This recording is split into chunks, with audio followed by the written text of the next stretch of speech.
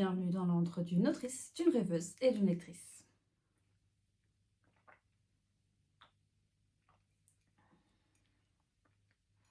Je vous avertis tout de suite, le titre de la vidéo est un peu fallacieux. Je vais vous présenter certes 12 livres, mais ces livres ne sont pas vraiment catégorisés par un livre que j'ai lu vraiment en janvier, un en février, etc. Mais bien, certains de ces livres ont été lus dans un seul mois seulement. Je n'ai pioché dans aucun des livres de mes lectures d'un autre mois. J'ai juste globalement choisi de faire un top 12 et de le nommer un mois, un livre. Globalement, le choix a été facile et difficile à la fois. Je m'explique. J'ai l'impression, globalement, que mes lectures en 2025, il y en avait certes beaucoup, mais en grande majorité, ou au moins 50%, n'étaient pas aussi qualitatives. J'ai regardé toute la liste de mes lectures. Il y en avait certaines, je me disais, mais c'est quoi ça? Je ne me souvenais plus du tout. Il y en avait d'autres, je me disais, oui, j'ai bien lu ça, mais voilà. Très peu ont suscité quelques émotions de ma part en relisant le titre du livre. Du coup, certes, c'était facile de choisir ceux qui ont justement éveillé de l'émotion.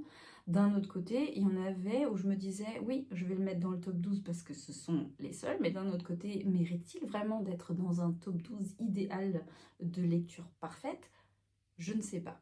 Je vais tout de même vous montrer ces 12 livres et vous en parler un tout petit peu. Je commence par The Reappearance of Rachel Price de Holly Jackson. Le seul thriller, il me semble, que j'ai lu cette année et il mérite très bien d'être dans ce top 12. C'est le seul livre que j'ai lu de Holly Jackson et j'ai été très surprise par cette lecture. Je ne m'attendais pas du tout au déroulement de l'histoire. Basiquement, pour situer l'histoire, comme le dit le titre, c'est l'histoire de Holly Price. Non, pas Holly Price, pardon, je mélange le nom de l'autrice et du personnage. C'est la réapparition de Rachel Price, une mère de famille qui a disparu, il me semble, je ne sais pas combien de temps, une dizaine d'années, qui a disparu une dizaine d'années et qui réapparaît. Et du coup, mais elle n'explique pas vraiment où elle était, ou quand elle le fait, ça sonne faux. Voilà, c'est très dans le vague tout ça. Et tout le livre, c'est du point de vue de sa fille qui se sent doublement abandonnée puisque sa mère réapparaît voilà, du rien et elle a du mal à ressentir quelque chose pour sa mère parce qu'elle a l'impression d'être mentie. Bref, il y a toute une émotion très complexe dans ce personnage qui est en plus adolescent. Donc c'est un peu une histoire pour découvrir ce qui s'est réellement passé et qui développe vraiment le côté tordu des êtres humains. Et c'est vraiment une histoire, je ne l'ai pas vue, j'ai pas vu venir la fin. Alors que parfois j'ai certains d'autres, là pas du tout. Et c'était vraiment une très très agréable lecture. Donc si vous aimez les thrillers et un peu les mystères de famille comme ça, je vous le conseille vivement. Le deuxième livre que je vais vous présenter est L'épée, la famille et la peste, le tome 2 d'Aurélie Wallenstein. Pourquoi seulement le tome 2? Parce que c'est celui que j'ai lu cette année, en 2025. Le premier tome a été lu en 2024. Mais même si j'avais lu les deux dans la même année, ce serait quand même le tome 2 qui prédominerait, puisque c'est celui que j'ai préféré, de par justement le développement des personnages, l'approfondissement justement de ces personnalités, de tout ce qui fait qu'un être humain est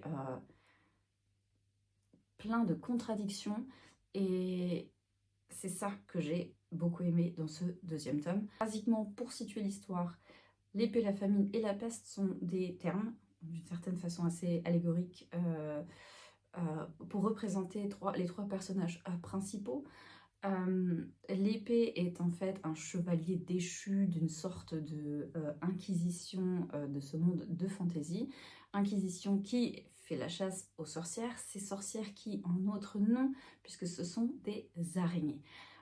Les araignées sont en fait des femmes qui, pour diverses raisons, ont des pouvoirs magiques et finissent parfois par se transformer, par muter, par transmuter en araignée. Et qui, ces araignées, peuvent aussi causer des maladies à la population. Et c'est pour ça qu'elles sont craintes. Bref, il y a dans ce trio donc une de ces araignées.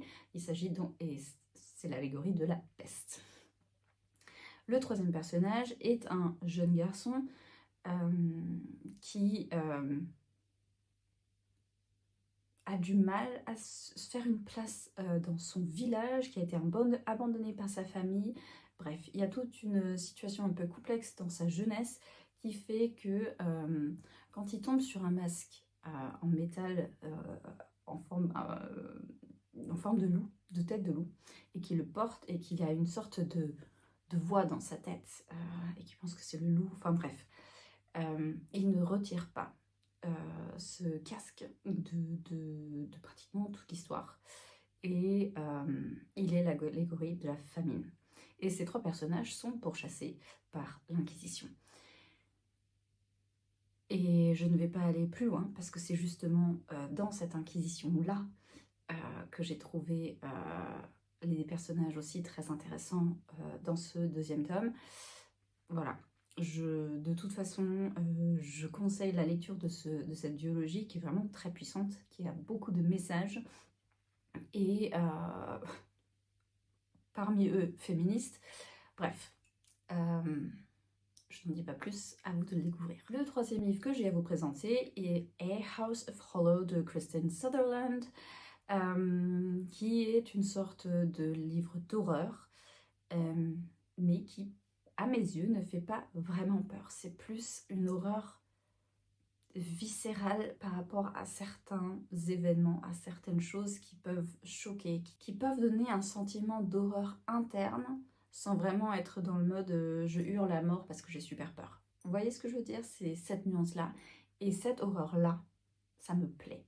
Je viens de le découvrir. Et du coup, je l'ai découvert avec ce livre-là, et j'ai aussi lu un autre livre de Kristen Sutherland, The Invocations, qui était aussi très bon, mais comme j'ai découvert ce genre, on va dire, avec le premier tome, c'est le premier tome que j'ai mis dans la liste, enfin, ce tome-là que j'ai mis dans la liste. C'est l'histoire de trois sœurs qui, avant le livre, disparaissent à un moment donné dans les rues d'Édimbourg, et disparaissent, je crois, plusieurs semaines ou voire plusieurs mois, puis réapparaissent au milieu de nulle part, comme si elles avaient disparu dans l'air et réapparues comme ça par magie. Et elles sont, il me semble, toutes nues. Elles ne se souviennent plus de ce qui s'est passé pendant ces mois-là. Elles ont les cheveux complètement blancs et les yeux complètement noirs, alors qu'elles n'avaient pas du tout ces caractéristiques physiques avant leur disparition. L'histoire, dans le livre, débute plusieurs années plus tard, quand l'aînée a déjà quitté le nid. Elle a fait même carrière je crois, de mannequin ou de designer de vêtements particulièrement gore ou bizarroïdes. Et cette sœur-là disparaît. Et du coup, les deux plus jeunes vont partir à sa recherche. Et en partant à sa recherche, il y a la découverte de ce qui s'est passé pendant leur disparition. Et c'est glaçant. Et j'ai adoré. Le quatrième livre que j'ai à vous présenter, il s'agit de Brin de magie et village maudit de Jennifer Joffre, une amie à moi.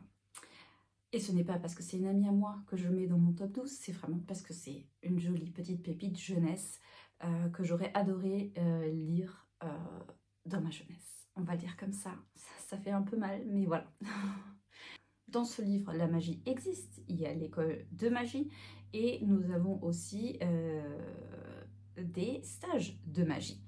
Et le livre commence avec un cours où un stage de magie est attribué aux plusieurs élèves qui ont à peu près 13 ans, 12-13 ans. Et nous avons notre personnage principal qui n'est pas très doué en magie. Et elle se voit attribuer le stage que personne ne veut avoir. Et c'est celui du stage chez la défaiseuse de magie, dans un village à peu près que tout le monde pense maudit. Et quand elle y arrive, quand elle arrive là-bas, dans ce village, auprès de cette sorcière ou de cette magicienne qui est censée être sa chef de stage, on va dire, ce n'est pas du tout ce qu'elle pensait trouver.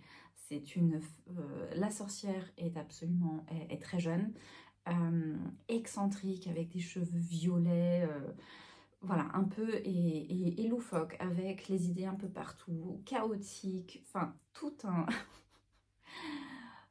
un truc. Et elle et la jeune stagiaire, du coup, vont résoudre des problèmes qui surgissent dans le village, des problèmes de magie, de disparition magique, de tout un tas de choses. Et peut-être venir à bout du pourquoi notre protagoniste n'a pas beaucoup de pouvoir ou n'est pas très doué en magie. Et je trouve que ce livre est très doux, très drôle, un peu loufoque, un peu à la manière de ces livres jeunesse où tout peut exister et c'est normal. Voilà. Mais il y a aussi des messages d'amour et de tolérance et d'acceptation par rapport à vis-à-vis de soi quand justement on n'est pas très doué ou justement on n'est peut-être pas très, on a peut-être pas une once de magie en soi. C'est parfois douloureux quand on se met à la place de cette jeune personne, mais à la fois mais également nécessaire. Et je trouve que c'est une cosy fantasy jeunesse que l'on peut mettre entre les mains de chaque jeune enfant. Voilà. L'âme de l'empereur de Brandon Sanderson est donc le 5e livre que je vous présente. Et c'est, je crois, mon premier coup de cœur de l'année. Et alors vous l'aurez remarqué, hein, je ne fais pas du tout dans l'ordre du moins bon au meilleur. C'est vraiment dans l'ordre de lecture que je vous présente ces livres-là. Donc je reprends. L'âme de l'empereur, c'est un tout petit livre. Mais qu'est-ce qui se passe? Il se passe tant de choses dans ce petit livre. Franchement, c'est un talent inouï de savoir et pouvoir dire tant de choses essentielles en quelques pages. Vraiment, chapeau. Mais, grosso modo, l'histoire de l'âme de l'empereur, c'est que avant le début de l'histoire, l'empereur et sa femme ont été attaqués. L'impératrice tuée, il me semble, et l'empereur est un peu catatonique. Il est dans un coma bizarroïde dans sa chambre et ne se réveille pas. Et il y a une période de deuil officiel dans ce monde-là qui fait que l'empereur peut ne pas faire d'apparition publique pendant, je ne sais pas, X semaines, X mois, quelque chose comme ça. Mais après cette date-là, s'il n'a fait pas d'apparition, il y aura forcément plein de théories du complot, comme quoi X serait mort aussi dans l'attaque, etc., etc. Ce que les conseillers et conseillères de cet empereur ne veulent pas. Parce que s'il y a changement de pouvoir, leur pouvoir aussi peut changer. Voilà, bref, ils veulent garder le pouvoir, basiquement. Pour cela, ils font appel à une... Je ne sais pas comment on appelle ce qu'elle fait. Si, une forgeuse, je crois. Une faussaire. Une faussaire. Oh bref, en tout cas, c'est une jeune femme qui, à l'aide de tampons, un peu comme on imaginerait en Chine, ces tampons en bois qui marquent justement de ce sigle en caractère chinois, bref, à l'aide de tampons qu'elle a façonnés elle-même, arrive à faire changer l'âme des choses, des objets par exemple. Elle arrive à faire croire à une table par exemple, une table absolument basique, le truc le plus basique d'Ikea par exemple. Elle arriverait, en lui posant ce tampon, arriver à faire croire à cette table qu'en fait c'est une belle table de luxe, en style rococo ou baroque, je n'en ai aucune idée. en lui racontant une histoire comme quoi le bois qui a été récupéré aurait été travaillé par d'autres mains, d'autres spécialistes, un ébéniste de qualité pour devenir cette table. Et la table y croit et le devient. Et ça transforme cet objet. La règle, c'est on ne peut pas faire croire des choses qui n'ont pas de logique, on va dire. On ne peut pas vraiment faire croire à une table que c'est un verre d'eau, je crois. Il me semble. Dans tous les cas, elle a pour mission, du coup, de façonner, de créer l'âme de l'empereur. Donc de créer un tampon ou plusieurs tampons qui, mis ensemble, apposés au corps de l'empereur, fassent qu'il se réveille et qu'il soit le même qu'avant. Et du coup, pour cela, elle doit s'informer sur qui était l'empereur, comment il réagissait à plein de choses, quelles étaient ses vues, ses valeurs, etc. Son histoire d'enfance, tout un tas de choses pour recréer cette âme d'empereur. Et il y a tellement de questionnements intelligents dans ce livre. C'est vraiment de toute beauté, de toute finesse. Je le recommande. Vraiment, c'est vraiment un coup de cœur. Le 6e livre que j'ai à vous présenter est Valor de John Gwynne et il me semble que c'est le 2e tome. Le 2e tome de sa saga des bannis ou quelque chose comme ça, bref. Alors, basiquement, cette saga, c'est une fantasy adulte qui parle d'un monde fantasy où il y a une guerre manichéenne entre le bien et le mal. Et il y a plusieurs royaumes, peuples, etc. et qui se lient entre eux, voilà, comme dans des guerres. Il y a des alliances, tout ça. Et des personnages clés qui pensent chacun être du bon côté. Et c'est la question de savoir est-ce qu'ils sont du bon côté, tout ça. Nous, en tant que lecteurs, lectrices, on le découvre assez facilement, sans que ce soit dit noir sur blanc, qui est du bon côté, du coup. Mais c'est intéressant de voir cette évolution des personnages persuadés, vraiment convaincus d'avoir raison et d'être bon et gentil et tout ça. Et c'est très difficile à en dire plus, parce que vraiment, il y a des batailles par-ci, des alliances par-là, ça bouge un peu dans tous les sens, il y a beaucoup de personnages, c'est très riche. Et c'est pour ça que je recommande cette histoire, parce que parfois, ras-le-bol, les histoires un peu simples et neuneux, quoi. Quelque chose de politiquement engagé, de complexe, d'intelligent, ça fait du bien, et c'est pour ça qu'il est dans la liste. Le 7e livre que j'ai à vous présenter est Nettle and Bone de T. Kingfisher, qui m'a fait rire. C'est une sorte de parodie, de pastiche du conte de fées. Il y a tous les ingrédients, tous les clichés liés au conte de fées, mais c'est satirisé. On se moque un peu de ce cliché. Et on les utilise à leur encontre. Et je trouve que l'autrice est absolument extrêmement douée pour ça. Globalement, Nettle and Bone, de quoi ça parle? Nous avons 2 royaumes. Un tout petit royaume qui n'a pas vraiment beaucoup de puissance. Non, il y a 3 royaumes, pardon, 3 royaumes. Et il y a un royaume au centre, il me semble, qui se fait au centre, bref, mais qui gouverne un port qui est très important pour le commerce. Et parce que voilà, il est pile au milieu entre 2 grands royaumes, et il y a toutes ces histoires de, bon, s'il y a la guerre entre les grands, eux, ils sont pile au milieu, quoi. Donc, la solution qu'ont trouvé ce roi et cette reine, c'est de marier leur fille au royaume qui juge plus puissant. Et du coup, ils marient l'aîné. Et l'aîné meurt dans l'année. Et ils marient ensuite la deuxième. Et qui ne meurt pas dans l'année.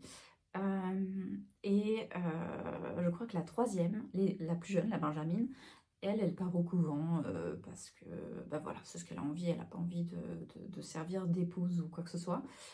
Mais basiquement, elle est mise au chaud au cas où la deuxième meurt, on peut l'envoyer elle, quoi. Et elle est convaincue que sa sœur va mourir aussi, que à partir du moment où elle aura un héritier, qu'elle sera en danger de mort. Et du coup, le but de cette protagoniste, cette Benjamin, c'est de trouver de quoi tuer le prince.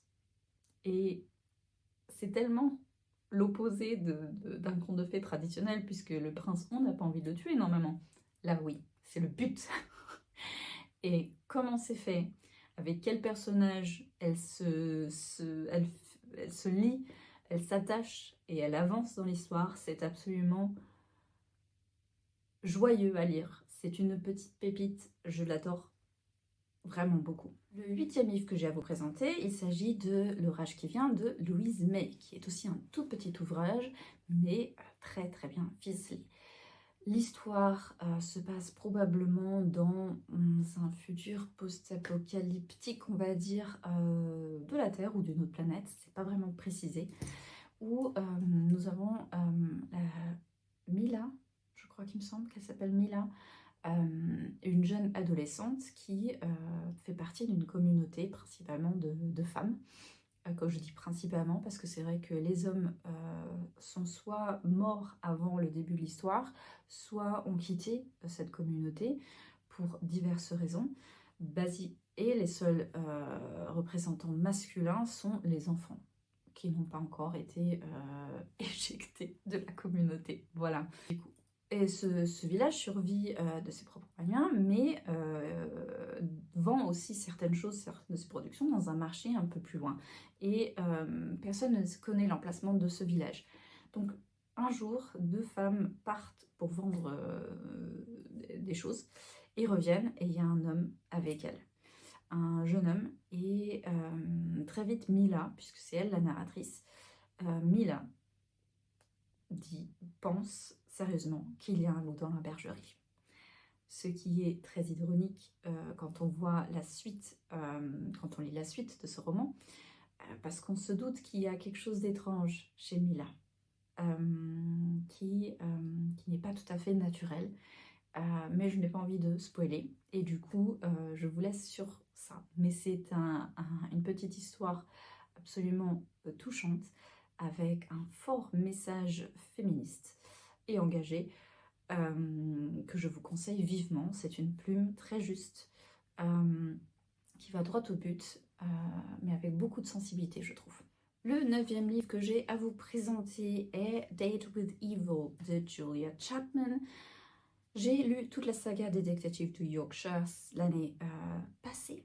C'est difficile, hein, je dis toujours cette année alors que l'année passée, bref. Et c'est une saga que j'ai beaucoup aimée, mais il me fallait en choisir un tome, et du coup j'ai décidé de prendre celui-ci qui me semble est le tome 7. Je vérifie ça tout de suite. Non, c'est le tome 8. Donc, il s'agit du tome 8. C'est un tome où il y a beaucoup de choses qui se passent et beaucoup de choses qui sont résolues et très palpitantes, très... Voilà. On a vraiment envie de lire la suite. Une fois que un chapitre est terminé, il faut lire le suivant. Voilà, je crois que je l'ai lu en une journée, voire 2 maximum. Comme c'est un tome 8, je ne vais pas dire grand chose là-dessus, mais il s'agit d'une saga de Cozy Mystery avec 2 personnages principaux, Samson et Delilah. Delilah est une jeune femme qui appartient à une famille connue dans ce village, mais d'ailleurs tout le monde se connaît, hein, c'est un petit village, bref. Et qui a 2 entreprises. L'une d'elles, c'est les Dales Dating Agency, donc elle fait une entreprise elle organise des date nights pour les gens, ou des trucs de rencontre pour que les gens trouvent l'amour, voilà. Et Samson, qui est un peu la brebis galeuse du village, revient après avoir quitté le village pendant à peu près 10 ans, et ouvre la Dales Detective Agency juste à côté, dans le même bâtiment, et devient détective du coup privée. tout ne se passe pas super bien pour Samson, qui est justement la brebis galeuse, comme je le disais, mais bref, de fil en aiguille, il regagne la confiance des villageois. Il y a plusieurs mystères à résoudre. Ce n'est pas à chaque fois un meurtre, mais voilà, c'est toujours des petites histoires qui sont liées au village, mais aussi parfois à quelque chose de beaucoup plus vaste. D'ailleurs, il y a quand même une grande histoire qui lie tous les tomes ensemble et qui se termine à la fin, justement. Bref. Mais un gros point est résolu dans ce 8e tome, et du coup, voilà, c'est pour ça que j'ai choisi celui-ci. Le 10e livre que j'ai à vous présenter est Modernae de Nelly Iceta. J'en ai déjà parlé dans une vidéo précédente, il me semble, dans un bilan lecture de novembre. C'était en novembre, je crois, que je l'ai lu, oui. C'est un livre auto-édité par une collègue autrice auto-éditée qui m'a énormément plu.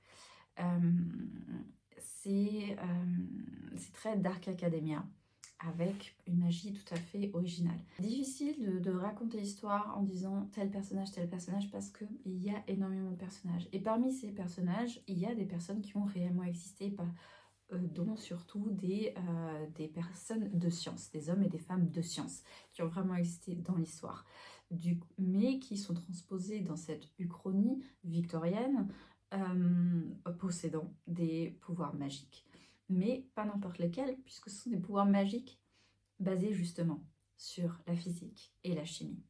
C'est un peu comme si on évoluait ces deux sciences pour en faire de la magie. Et c'est tellement bien expliqué, c'est tellement bien fait qu'on a presque envie d'y croire. On se dit, mais vraiment, qui est le scientifique qui va découvrir la Modernae là, dans les années qui viennent, parce que j'ai vraiment hâte de m'y mettre. Bref, il y a aussi une école française qui n'est pas du tout contente de la popularité de l'école anglaise dans laquelle se passe la majorité de l'histoire. Et du coup, il y a une sorte de tournoi pour à la fin décider quelle est la meilleure école. Et il y a énormément de questionnements de valeurs, des questionnements éthiques derrière cette histoire, que je trouvais vraiment très très bien menée. Nelly a une plume poétique et intelligente, et franchement cette histoire vaut le détour et je vous le conseille vivement. Le 11e livre que j'ai à vous présenter est A Witch's Guide to Magical Innkeeping de Sango Mandana, qui, grande surprise, m'a mieux plu que le premier tome, qui n'est pas vraiment un premier tome puisqu'il n'y a pas de suite, mais le premier dans le genre de cette autrice, qui est de The Very Secret Society of Irregular Witches, il me semble que c'est ça. Très long titre, mais parfois il faut rechercher. Hein. Bref. La prémisse de cette histoire, nous avons Sarah Swan, qui est un prodige de magie. L'Angleterre n'a jamais vu quelqu'un d'aussi puissant depuis des générations. Elle est donc très jeune, amenée dans une académie pour étudier auprès de celui qui a le plus de magie avant elle, le grand professeur, je ne sais plus comment il s'appelle, mais bref, un type super arrogant qui est le meilleur, voilà, et qui influence tout le monde et qui influence la politique de la magie, etc. et tout ça. Sarah habite chez sa tante, quand elle n'est pas à l'académie justement, habite chez sa tante Jasmine, qui, elle, n'a pas de magie, mais qui s'occupe d'une maison d'hôtes. Voilà. Et pour une raison quelconque, Jasmine, à un moment donné, dans le jardin, tomberait morte. Sarah Swan, jeune, adolescente, ne peut pas vivre sans sa tante, sa chérie, et du coup, la résurrecte des morts. Elle la fait revenir des morts, voilà, basiquement. Mais comme c'est un sort qui est très puissant, et en plus elle est très jeune, elle perd pratiquement tous ses pouvoirs magiques. Il lui en reste un peu, mais du coup, elle n'est plus la sorcière la plus puissante, ni même très loin de ça. Et du coup, elle est rejetée par l'académie. Et interdite aussi de rentrer en contact avec d'autres sorciers et sorcières. Et du coup, pendant plusieurs années, elle cherche des moyens de retrouver sa magie. Là, je crois, fin de vingtaine, début de trentaine, quand elle sait qu'il y a un livre qui pourrait l'aider. Et il y a un sorcier en particulier qui pourrait l'aider à récupérer ce livre et à le traduire, parce qu'il est dans un langage particulièrement étrange, pour récupérer ses pouvoirs. Et voilà, ça c'est la prémisse. Il y a une romance, mais c'est mignon, ça ne prend pas toute la place. Ce que j'adore dans cette histoire, c'est vraiment les personnages attachants qui habitent dans cette maison d'hôte, qui sont presque des habitants fixes de cette maison d'hôte qui ne repartent plus, qui sont tous excentriques à leur façon. Nous avons un jeune homme qui travaille pour une foire médiévale en tant que chevalier, et il vit sa vie de chevalier. Même quand il n'y travaille pas, il est habillé en armure, tout le temps. Et il parle comme un chevalier, avec jantes, demoiselles et ce genre de choses. Et c'est hilarant. Nous avons Mathilda, il me semble, qui aussi super excentrique, qui arrête pas de planter des légumes à n'importe quelle saison en espérant que ça fonctionne. Il n'y a que le fait que Sarah se sente mal pour elle, qui donne un peu de magie pour faire pousser les légumes, qui fait que ça fonctionne. Bref, il y a tout un tas de moments cocasses et adorables et mignons, et la fin m'a mis les larmes aux yeux. Voilà. Et c'est pour ça que c'est dans la liste. Deuxième et dernier livre que j'ai à vous présenter, il s'agit de Retour à St. Mary Hill de Karine Pitoki, qui est le premier tome d'une saga, pas encore terminée, de Cozy Christmas Mystery, francophone. Et un peu pour les mêmes raisons que le livre que je vous ai présenté avant, j'ai adoré ce livre pour ces personnages. Il y a, ça se passe en Angleterre, donc il y a aussi et pendant la période de Noël, donc c'est à chaque fois ce côté cosy de la campagne anglaise, avec ces personnages attachants de village où tout le monde se connaît, tout le monde se mêle des oignons des autres, voilà. Et en plus, il y a une enquête de meurtre. Nous avons des animaux de compagnie attachants aussi. Et voilà, c'est cette combinaison, tout ça qui m'a fait vraiment dévorer ce livre, à tel point qu'à la fin, j'ai immédiatement acheté le tome 2 et 3, parce que je ne pouvais pas me passer des personnages. Donc la protagoniste Joanne est une scénariste à succès à Londres, mais quand elle découvre que son compagnon la trompe avec une des actrices, il me semble, elle part sans rien dire, et elle part dans son village natal pour s'y réfugier. Et du coup, toute la presse anglaise est en émoi. Personne ne sait où elle est. Grande disparition, voilà. Bien sûr, le village se rend compte très vite qu'elle est là, mais ne veut pas trop ébruiter la chose pour justement la laisser tranquille. Et pendant qu'elle est dans ce village en train d'essayer de ramasser les morceaux de sa vie, elle se relie d'amitié, on va dire, à son meilleur ami, avec qui elle n'avait pas parlé pendant plusieurs années, Laurie, qui est devenu pasteur, alors que la dernière fois qu'elle l'avait vu, il était avocat. Voilà. Il y a un décès d'une vieille dame, et la façon dont cette vieille dame est découverte fait penser à Joanne qu'il y a quelque chose qui cloche. Surtout parce que sa grand-tante qui est décédée et qui lui a légué sa maison a été découverte exactement de la même façon. Et du coup, il y a tout un truc qui part, qui est en train d'assassiner de pauvres mamies. Nous ne savons pas. Moi, je l'ai découvert assez vite, mais ça ne m'a pas empêché d'apprécier la lecture à sa juste valeur. Voilà, c'est fini pour ce top 12 de 2025. Dites-moi en commentaire si vous avez entendu parler de ces livres, si vous les avez lus, si vous voulez les lire, ce que vous en avez pensé, si vous les avez déjà lus. Bref, écrivez-moi ce que vous voulez ou laissez-moi un emoji d'un feu d'artifice pour signaler la bonne année. Et en parlant de bonne année, il me semble que c'est la première vidéo de l'année et je ne vous ai pas souhaité la bonne année. C'est catastrophique. Donc, mieux vaut tard que jamais, je vous souhaite une très belle, très glorieuse année 2026, pleine de lecture, de bonne santé et de créativité. Voilà, c'est ce que je souhaite de tout mon cœur. En attendant la prochaine vidéo, je vous invite à découvrir mon compte Substack avec ma nouvelle newsletter, Starry News. Je vous mets le lien dans la description. Et n'oubliez pas aussi que j'ai écrit des livres et je vous mets les liens pour acheter mes livres ou au moins découvrir le résumé pour voir si vous tente dans la description également. Alors je vous souhaite d'excellentes lectures et je vous retrouve pour la prochaine vidéo. Allez, ciao!